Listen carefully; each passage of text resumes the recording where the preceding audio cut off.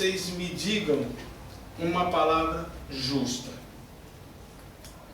Se vocês não disserem uma palavra justa, eu vou cortar esse gato no meio e vou dar uma parte para cada um.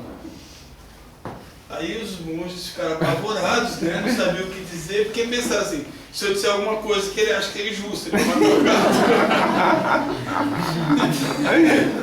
Então eu vou depender do julgamento dele, disso, daquilo, outro. Não falaram nada, ele esperou, pegou e crau. Partiu o gato no meio. Aí todo mundo ficou horrorizado assim, né? Desesperado, revoltado, com raiva. E aí só esperando chegar o grão-mestre, né? Para desabafar para o grão-mestre. Né? Aí foram lá, cercaram o grão-mestre, né? Oh, o que o mestre fez foi um absurdo. Ele pegou um gatinho que nós amávamos tanto, ele partiu o gato ao meio, dando um pedaço para cada um, porque nós dizíamos que ele pertencia a gente e outros diziam que pertencia a eles e tal. Aí o grão-mestre começou a rir e não parava mais de rir. Aí ele arrancou a sandália assim, colocou na cabeça e saiu andando com a sandália. Aí acabou o conto. Moral da história. Que palavra vocês acham que eles deveriam dizer que fosse justa? Fica com ele, dá pro outro. Não, uma palavra que define justiça. Qual que é? Hã? Todos, de ninguém ou de todos. Não existe. Porque se você acha que uma coisa é justa, significa que existe uma coisa... Mas não existe, então... Não existe nada injusto. Só existe a justiça. Só existe o certo, só existe o amor. Entendeu? Percebe isso? E a nossa interpretação das coisas é que é complicada. E quando o grão-mestre começou a rir, é porque ele entendia isso. Eles queriam que o grão-mestre também julgasse. Você percebe que o tempo todo eles precisam de um julgamento, eles precisam de uma avaliação. Isso demonstra ainda o nível infantil deles, dos monges. E o grão-mestre também não quis julgar, colocou a sandália, dizendo assim, eu ando, né, sobre a minha consciência. Né? É o seu, é mesmo, né, Dalva? Oi? É o seu, é mesmo. É mesmo. Então são coisas assim que mostram pra gente que é difícil você julgar, porque se você for julgar qualquer coisa, você vai partir de um princípio que existe. Se uma coisa não é boa, quer dizer que existe, se uma coisa é ruim, significa que a tua visão é ruim, que você não está conseguindo avaliar aquilo. É o princípio da responsabilidade contaminando aqui o princípio do não julgamento. Sim, pode falar. Não está certo uma coisa, tem que tirar o chapéu para não ficar tirando o pau do gato para ele não causar isso. Entenderam? Faz sentido. E essa coisa de julgar é complicado. Tinha um sábio também que ele estava na beira da estrada, né? Depois de ficar muito tempo meditando, ele entrou num estado de graça e se jogou e se deitou na grama, assim, estava embaixo de uma árvore. Aí passaram 3 pessoas. Primeiro passou um ladrão.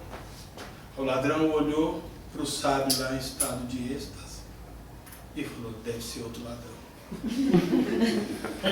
Ele deve ter passado a noite roubando, se escondeu ali no canto daquela árvore ali, e eu vou embora porque a polícia deve estar atrás dele e vai me encontrar.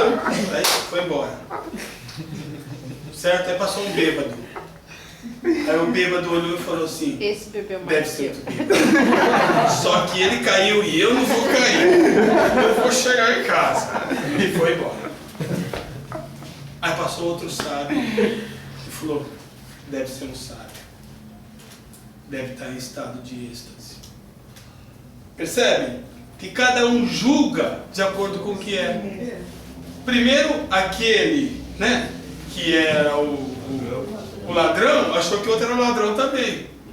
Percebe o que é projeção, gente? Quando a gente começa a avaliar o outro, a gente está se confessando Né? Você que é psicólogo, a pessoa deita no divã, ela começa, meu marido é isso, meu filho é isso, ela está se confessando. Projeção total. Ela está contando Total, tudo. quem ela é. Ela está contando quem ela é o tempo todo. O tempo todo. O psicólogo nem ouve o marido, nem pensa no marido, nem no filho, olhando para ela e falando, você é assim. Porque ele sabe, o psicólogo sabe que o problema existe dentro da gente, não é fora. Percebe isso? E quando eles querem convencer a gente que... Não quer convencer a gente. Eles precisam desse apoio. Não, aí ele encontra um psicólogo que reforça esse comportamento. Aí, não, eu fui num cara que é bom. Fui num cara que é bom. Aí vai num cara que vai na lata e fala, não filho, você tá errado, é isso. Nossa, eu não gostei de lá não. Nunca mais volto. Nunca mais eu volto. Porque a gente quando procura tratamento, a gente quer ouvir aquilo que a gente acha que precisa ouvir. Entendeu? A gente nunca... O que a gente precisa... Tratamento bom é o seguinte, por isso que eu gosto da psicopometria. Porque a psicopometria, ela não vai dizer o que você quer ouvir. Ela vai dizer o que você precisa ouvir. E o que você precisa ouvir, às vezes, não é nada daquilo que você criou expectativa. É o totalmente oposto. Você vai ver a gente enfiar o dedo na sua cara, mexer nas tuas feridas, falar, levanta e anda, filho. Muda, acorda. Você não é essa coisa que você pensa que você é coitadinho. A gente tem que trabalhar nesse sentido.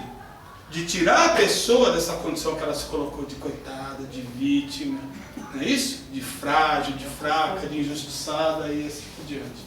Então é sempre mulher, viu, gente? Homem não. Tô ouvindo, hein? Só foi eu sair daí. Que mais, gente? Vocês querem falar sobre o julgamento antes da gente ir para a próxima? Não sei nem que horas são, tá querendo falar mais? Eu estava ouvindo e pensando se tinha a ver com avaliação o julgamento. Na verdade, a gente tem que aprender a avaliar a informação para se esquivar do julgamento, de fazer o julgamento, é isso? Não é esse o objetivo. A gente não está aqui para avaliar. A gente está aqui para testemunhar. Quando você vai avaliar alguma coisa, você já está colocando componentes teus nessa avaliação. Entendeu? É evidente que existem as avaliações que não são avaliações de interrelacionamentos, interpessoais. São avaliações assim, de uma situação, você tem que avaliar aquela situação, tal, beleza, tal. De acordo com os teus parâmetros. A gente está aqui também para viver dessa forma, né? Só em estado de luz e de graça. A gente está muito longe disso. Então a gente tem que fazer escolhas o tempo todo. Isso implica em fazer avaliações, isso implica em tomar decisões, em fazer escolhas. A vida é assim. Mas no relacionamento, nos relacionamentos interpessoais, é que a gente tem que deixar um pouco isso de lado. A gente tem que trabalhar no sentido... Por isso é um princípio que nós temos que buscar. O princípio do não julgamento. Mateus 7,11. Não julgueis para não serdes julgados, gente. Não tem nada mais claro que isso. Isso não é algo ambíguo. Algo que possa ter um outro significado. É algo lógico. Que resistiu ao tempo e chegou fresco. Com o mesmo teor. Nos dias de hoje, essa frase. Não julgueis para não ser julgados. Então, portanto, a gente não deve julgar. A gente tem que apenas testemunhar, aceitar. Você só julga porque aquilo te incomoda. O que te incomoda é onde você julga, não é isso? O que te incomoda, você tem que julgar o incômodo. Exatamente. Não é a pessoa.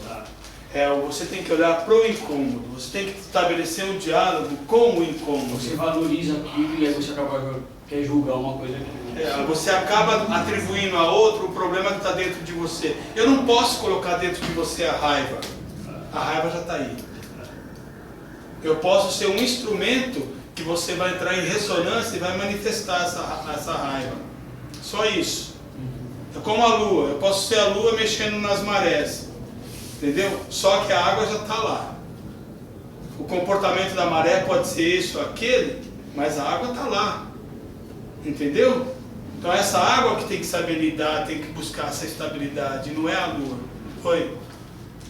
Marcos. Ô Paulo, Sim.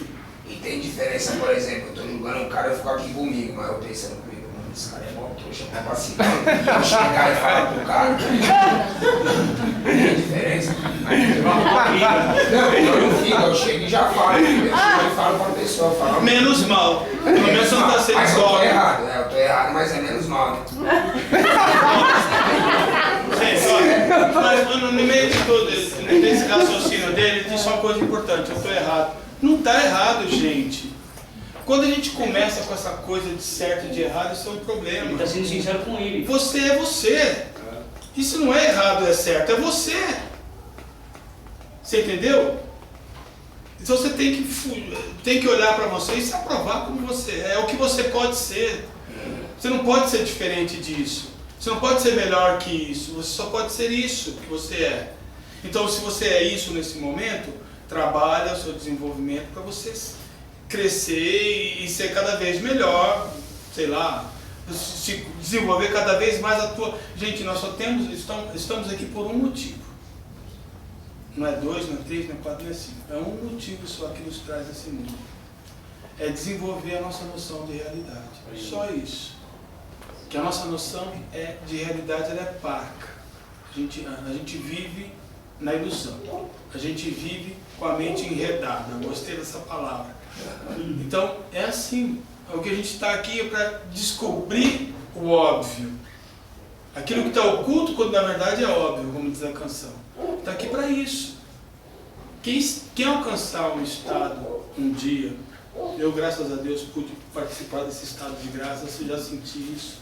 Sei o que é você entrar num estado de graça, num estado de samadhi. A única coisa que muda é que você enxerga a realidade. Porque a gente não enxerga. O mundo ele parece que muda, as cores mudam, as pessoas mudam, o que você sente muda, tudo muda. Você entra num estado de óbvio. É o famoso aham. Né? Eu estava vendo a Gangaji dizendo esses dias, então... É só aham. O samadhi é isso, é o aham, o famoso aham. Uma coisa tão óbvia que a gente não percebe. Porque a gente está muito distante da realidade, a gente está preso ainda nos construtos mentais identificados com a mente. Ok? Mais alguma pergunta? Será que a mente chama mente porque é uma mente?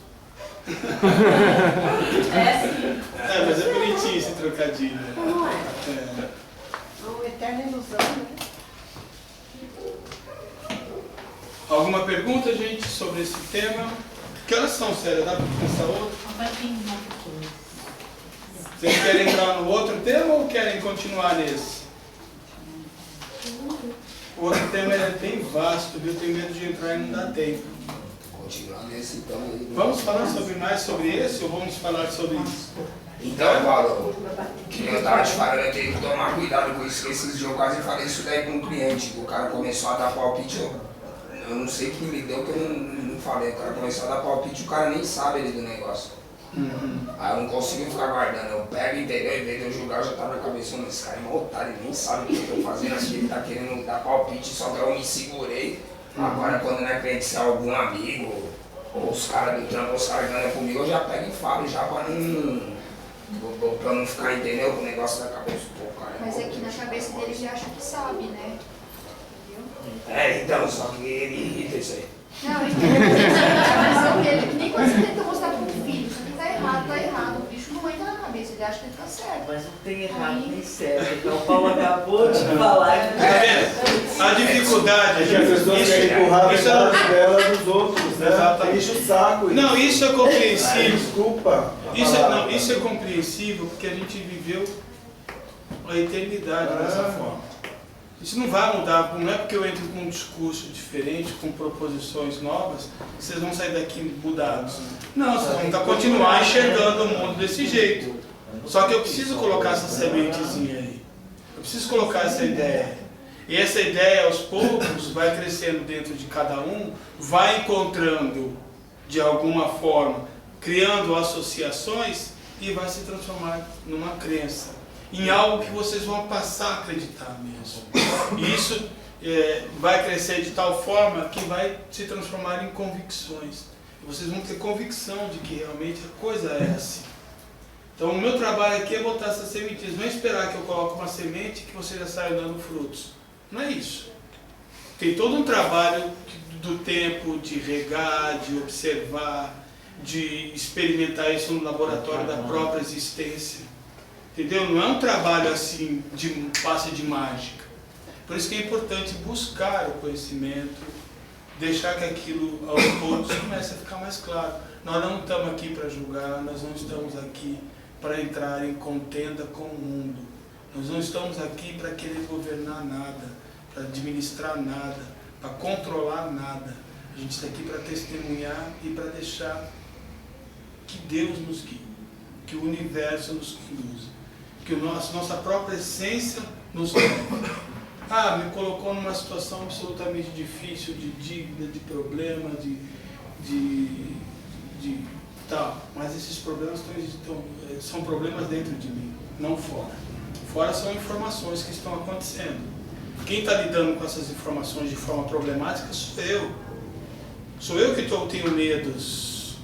Sou eu que trago inseguranças.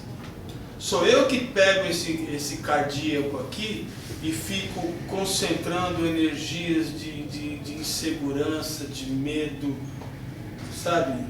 Que se relacionam, que criam dentro de si uma densidade energética baixa. Então, porque eu estou processando todas essas situações, esses eventos de uma forma negativa. Ah, por que eu processo de forma negativa? Porque eu tenho traumas dentro de mim, eu tenho situações vividas em outras vidas, eu tenho referências negativas. Nós somos muito negativos. Infelizmente, o negativo, o que é o negativo? Quando a gente fala negativo. Está se minimizando. Negativo é aquilo que você nega. Só isso. Ah, aconteceu uma coisa desconfortável, você foge daquilo, você nega aquilo. Só que aquilo não deixou de existir. Em vez de você olhar, em vez de você processar aquilo, de você entender, de você dialogar com aquilo, de você perdoar, de você estabelecer com aquele acontecimento que está na tua memória um entendimento mais maduro, vamos dizer assim, você nega. Você nega e foge. Tem um termo que eles usam na psicologia que é recalque, recalcar, né? Você recalca aquilo. Mas eu estou fazendo com esse cliente, ele chega, eu vou lá pro fundo da oficina. Aí esse material, quando a vida te coloca diante de umas situações que se parecem com aquilo, o que acontece com esse material? Ele através de uma ressonância, ele vem para o presente, para o aqui, para o agora, porque todo esse material precisa se testar, precisa ser ressignificado. Então a gente aciona todo o material, todo um acervo de experiências passadas diante dos acontecimentos presentes da existência. É por isso que eu disse para vocês que o passado, em tese, não existe. Porque tudo que você viveu continua vivo. Continua acontecendo dentro de você. Não deixou de acontecer. Vive la France. Ui, vai tu muito não, gente? Não fala essa língua. Mais alguém? Tem alguma pergunta?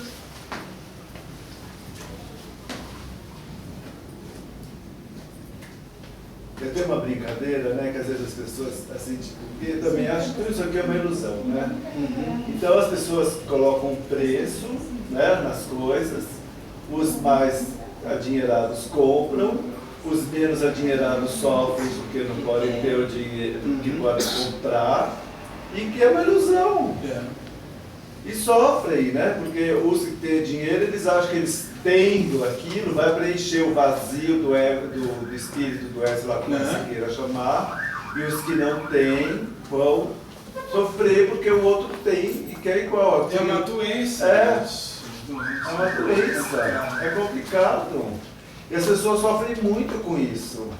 Porque elas veem que gente, é uma ilusão, nada nos pertence, nem esse corpo não pertence a gente. Ele tem hora. As pessoas se apegam muito às coisas aqui, sofrem muito. O sofrimento está intimamente ligado ao apego. Gente, voltando no assunto do não julgamento. Esse dia eu estava aqui, ó, na janela aqui da minha casa aqui tem uma escola na frente, né? E vi um grupo de adolescentes saindo da escola aqui e uma senhora vindo de lá. A senhora viu os adolescentes assim, ela já encostou na parede e ficou ali horrorizado. Os moleques passaram por ela e foram embora. Por que ela teve esse tipo de reação? Por que ela passou por esse, sabe, esse transtorno momentâneo ali? Não, se sentiu constrangida ali. Por quê? Porque ela construiu toda uma série de ideias, de crenças e de convicções a partir do quê? De informações que foram colocando ali.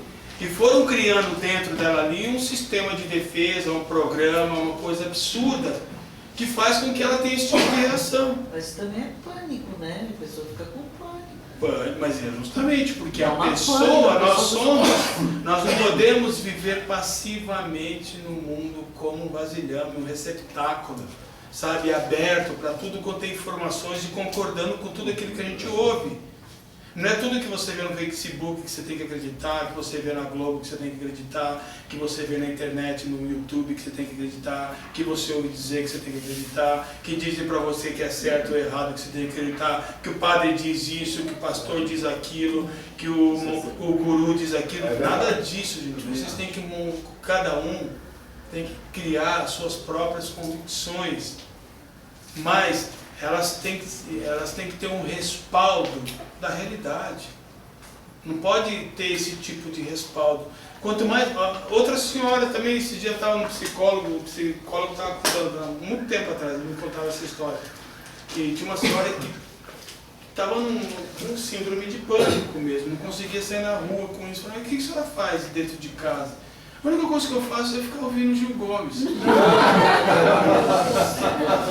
Mas que remédio bom. Mas aí ele falou, poxa vida, não tem jeito.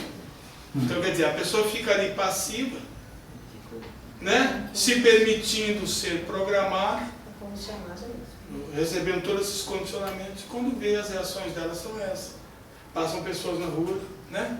Ela tenta se defender. Já cria, né? Já dispara adrenalina no sangue, né?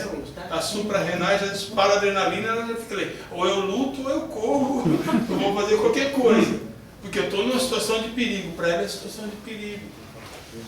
Percebe? E dentro desse leque de situações existem vários estereótipos que as pessoas associam com... É uma infinidade de coisas.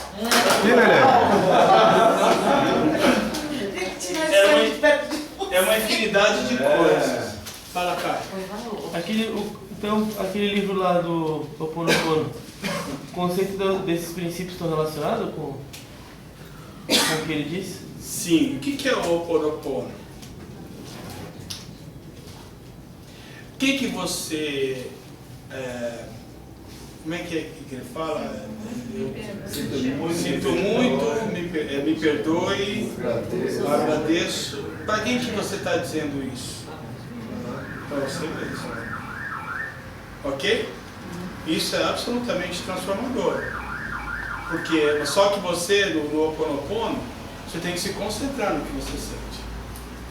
Estou sentindo angústia, então você olha para a angústia. Você olha para a angústia e conversa com a angústia. Dá uma cara para a angústia. Você vai ter a cara de um tigre.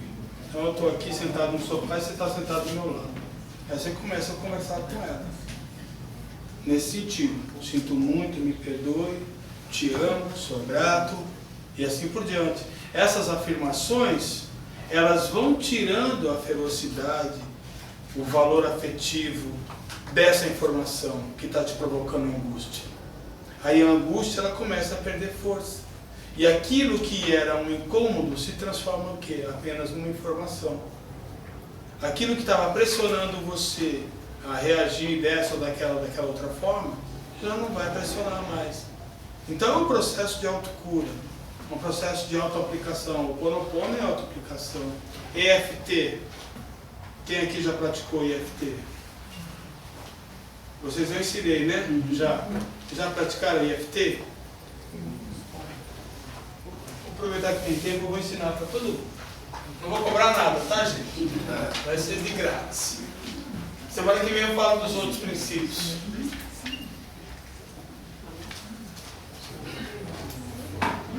Ó.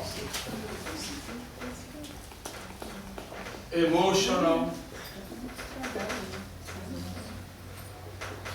freedom. Se vai dar isso agora, Que horas são? falta 5. Não, dá tempo. 5 e pouco. Não, dá tempo. Vai, se você passar 10 minutos, algum problema para vocês? Não. Bom, IFT. Emotional Freedom Techniques. Técnica de libertação emocional. O que é isso? O IFT é uma técnica que foi desenvolvida por um psiquiatra americano, que ele aplicava um tratamento de uma psicanálise com uma paciente dele que tinha muito medo de água. E essa pessoa há anos fazia tratamento com ele e a evolução era zero, né? Ela continuava com o mesmo medo de água e não chegava nas causas desse problema, né? Gozado, você vê, Freud tratou 70 pessoas da vida. Perceba a eficiência da psicanálise. Pô, cara, morreu velho que tratou 70 pessoas, poxa, eu acho muito pouco, né?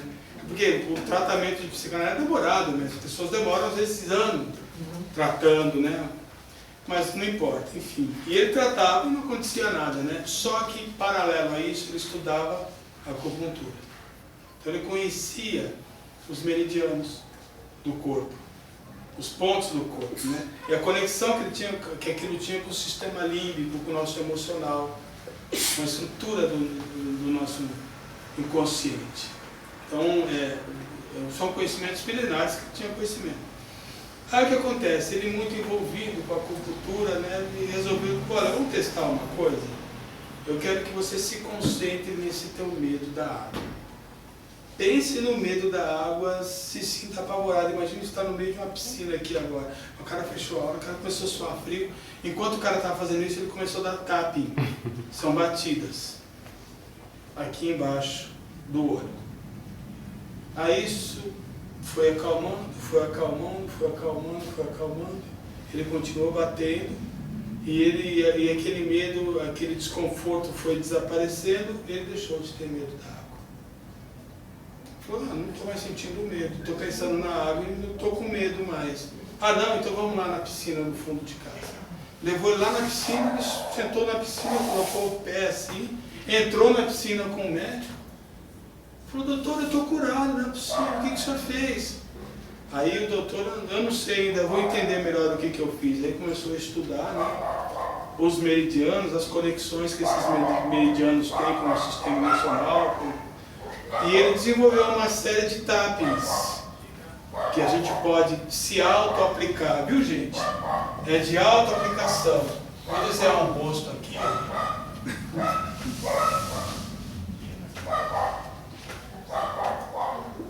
Vou mostrar mais ou menos.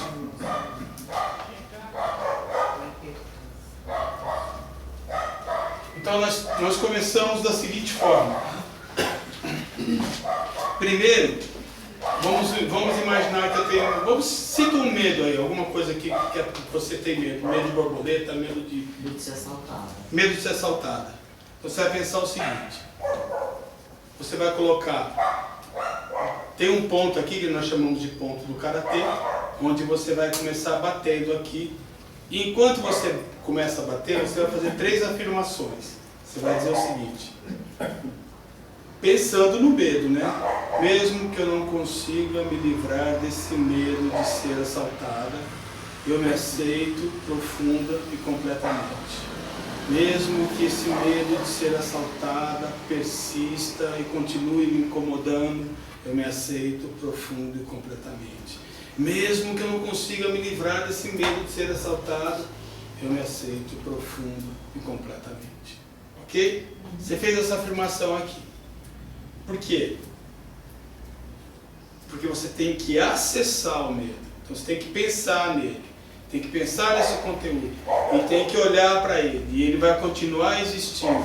E o fato dele continuar existindo não pode ter repercussões negativas dentro de você, fazendo você... Porque a gente faz muito isso, a gente entra com afirmações negativas quando a gente está diante de alguma situação assim, nossa, eu sou muito fraca mesmo, eu tenho medo de ser assaltado. É isso? Então eu me aceito profundo e completamente para não contaminar o seu inconsciente, ok?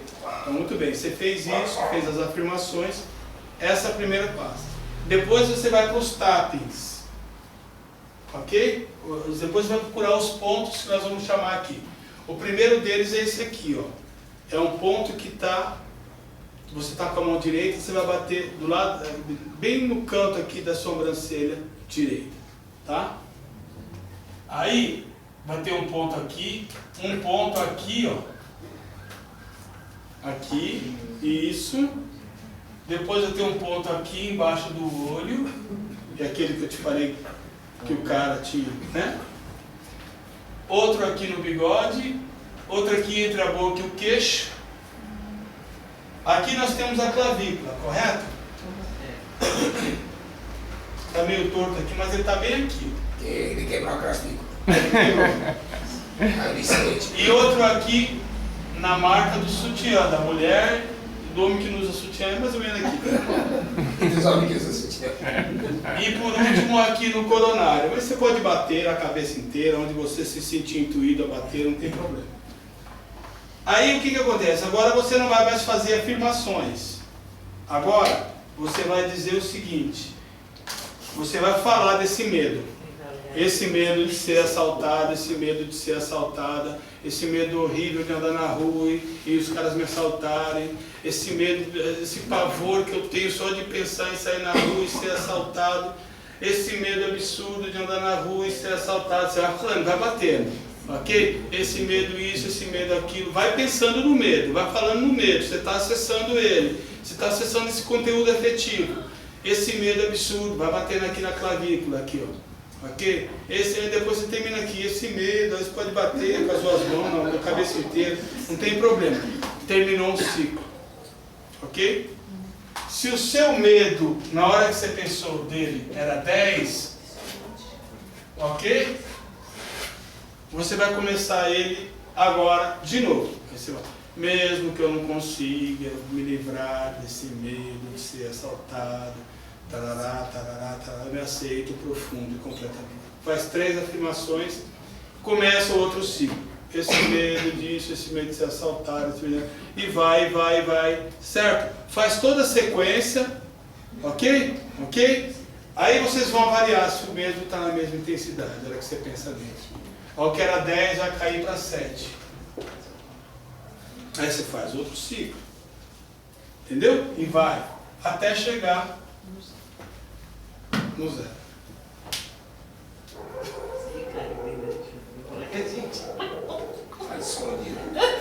Gente, isso é uma técnica de autoaplicação. Terapeutas cobram até caro para fazer isso, para ensinar e ultrapassar isso. Aproveitem, usem, isso é extremamente benéfico.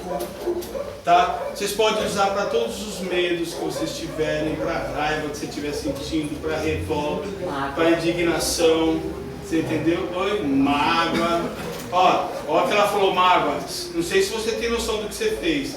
Esse aqui é o ponto da mágoa mesmo. Nossa, é o ponto da mágoa. Cada um está trabalhando um chakra, por incrível que pareça, um contexto. Porque tem informações, tem energias que ficam no cardíaco, tem energias que vão para o gástrico e assim por diante. Tem energias que ficam aqui no frontal. Então, cada ponto que você faz, cada tap que você faz, ele vai... Gente, façam à noite, porque às vezes a descarga energética é grande, você pode se sentir cansado, aí você deita e dorme. Vai ter uma sequência certa ali que você falou, cada... A sequência é essa, querido. Começa aqui, termina aqui. Aqui, aqui, aqui, aqui, aqui, aqui, aqui e aqui. Tá? Começa aqui o ciclo, as afirmações. Depois você fala do problema. Isso, sabe? essa raiva que eu tenho do Marcos, essa raiva que eu tenho do Marcos, eu posso olhar pra cara do Marcos, entendeu? Até o Marcos deixar de ser um problema para mim. É uma forma de perdoar, é uma forma de se relacionar melhor com as pessoas, sabe? Coisas que você tem dentro de você que são muros, que são obstáculos, são energias presas, e você precisa olhar para elas e descarregar. É um Ho'oponopono também, mais ou menos, entendeu? Chama Emotional Freedom Techniques, EFT, tá? Olha, Paulo, eu vou ficar o dia inteiro fazendo mantra. Pra ver se eu me Gente, façam mesmo, tá? Ok? Obrigado.